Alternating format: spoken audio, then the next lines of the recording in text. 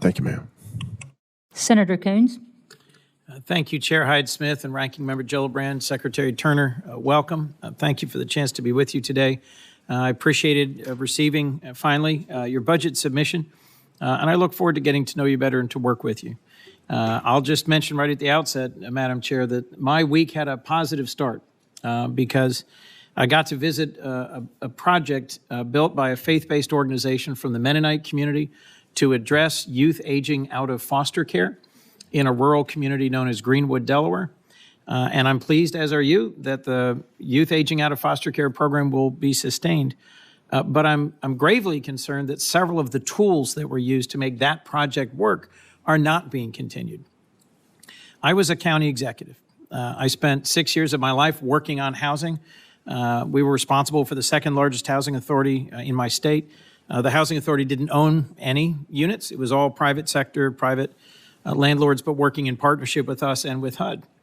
And I'm working on a bipartisan piece of legislation with Senator Kramer of North Dakota called the Choice in Affordable Housing Act.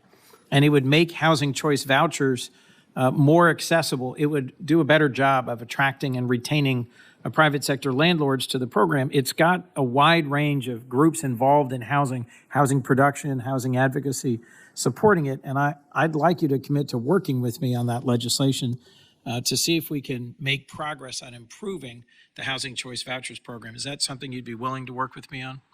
Thank you, Senator. It's great to see you, sir. And I do look forward to seeing the language and hearing from you and your staff and how we can work together. Obviously, the housing affordability is a top priority of mine and taking care of American people and also people to see people live lives of self-sustainability. And for the youth aging out of foster care, you know, I'm looking forward to working with this committee and also with the First Lady as we take care of our youth to make sure that they land on solid ground in the days ahead. Well, you heard from Senator Gillibrand, and I'll repeat the same thing, a passion on my part for working on the conversion of formerly commercial buildings to residential buildings. I'm close with a developer in Delaware that's done that a number of times successfully. As Senator Gillibrand knows, it's very difficult to do. Some properties lend themselves to it easily. Some properties are almost impossible.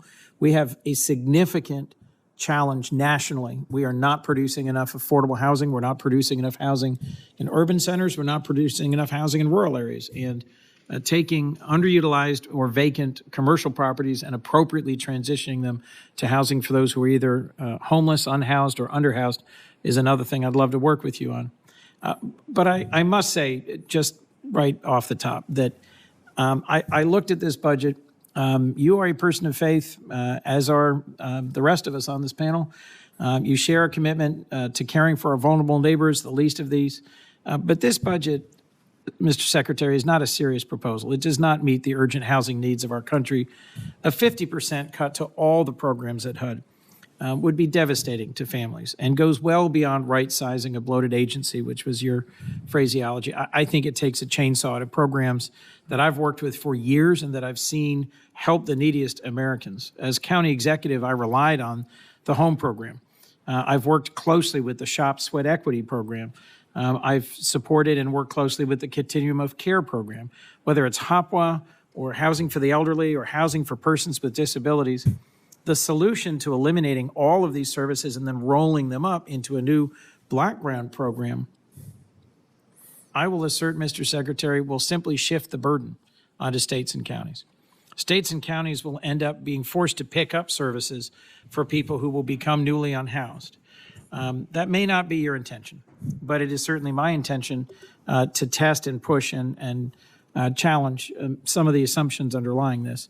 The administration is shifting the burden onto states and counties for a lot of other programming, for food assistance, healthcare, education, and that will badly strain state and county budgets. To also move housing affordability for seniors, for the disabled, for families with children, I think goes beyond streamlining HUD services, but leads to fewer people receiving services. Let me just talk a little bit more about CDBG and home. As county executive, home was absolutely critical to our working in partnership with local nonprofits, several of them faith-based. It required a non-federal match, a robust non-federal match. It allowed us to build affordable housing, especially for disabled folks in our county. It helped 44,500 individuals a year. Do you actually believe state and local governments have the ability to pick up the costs for services that will be shifted to them if all of these programs are eliminated? Thank you, Senator.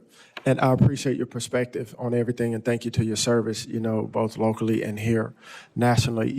Senator, HUD has record funding, and currently we're only able to serve 1 out of 4 eligible families with $77 billion. And I alluded to this before, and I will say again, we have to do something different, because what we have been doing over these many years has not been working. Stewardship has to be a priority. There's a lot of waste, there's a lot of fraud, there's a lot of abuse in our system. And we can't, when I alluded to saying, you can't keep running the same plays, what I mean there is the best teams that I've seen in my career are the teams that make adjustments.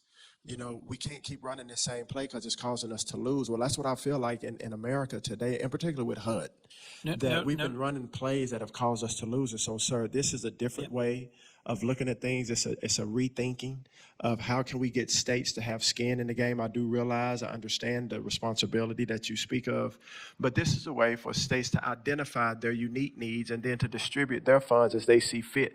They can identify those that have been successful and fund those. And so it's a way for the states to uniquely get involved, to be very deliberate and decisive of their stewardship. And so, sir, that's the paradigm that I'm talking about. That's the culture shift I'm talking about. It's a new way of looking at it, a new way of rethinking it. The home program, to be honest, over the last 33 years has built 1.3 million units. That's only 32 units a year.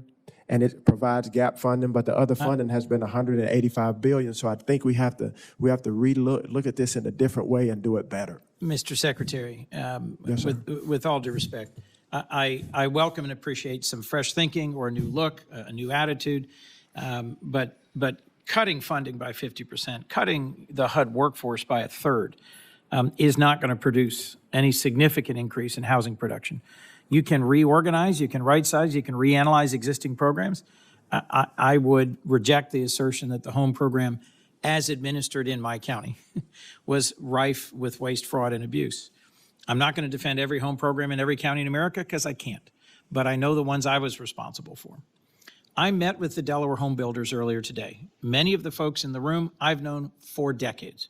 One of them is among the leading builders of quality, affordable multifamily housing in America.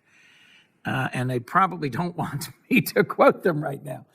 But their comment was the staffing cuts that you've pushed through this agency, reducing by 1/3 the total headcount, means that getting projects approved that have to have an approval, a sign off on a mortgage or a sign off on a project approval, their wait times have gone from months to projects not moving forward, falling apart.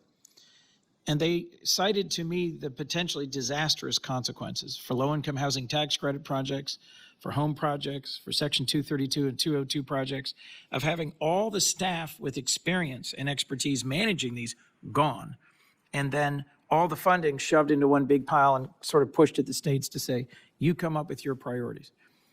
In the room full of folks I just met with who have decades of experience building housing of all kinds, high-end, mid, low, multifamily, single family, inner city, rural. These are guys who represent the whole scope of the home building industry in my state. They were not optimistic that working together, we were going to generate more housing. And I'll say one last point on one comment, if I might.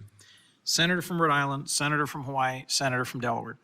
The idea that we're going to solve this problem by accessing federal lands, that doesn't build you one single unit of housing in my state.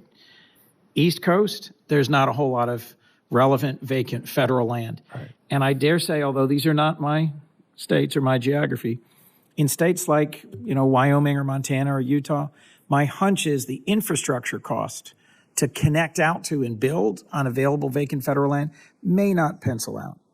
Let me conclude. I'm way over, and I apologize, Madam Chair, but I was the last, so I figured I'd take a little moment. Thank you for what you've said today about the values you bring to this work and about working together to find the right balance. And thank you for your willingness to take on a challenging department at an important time.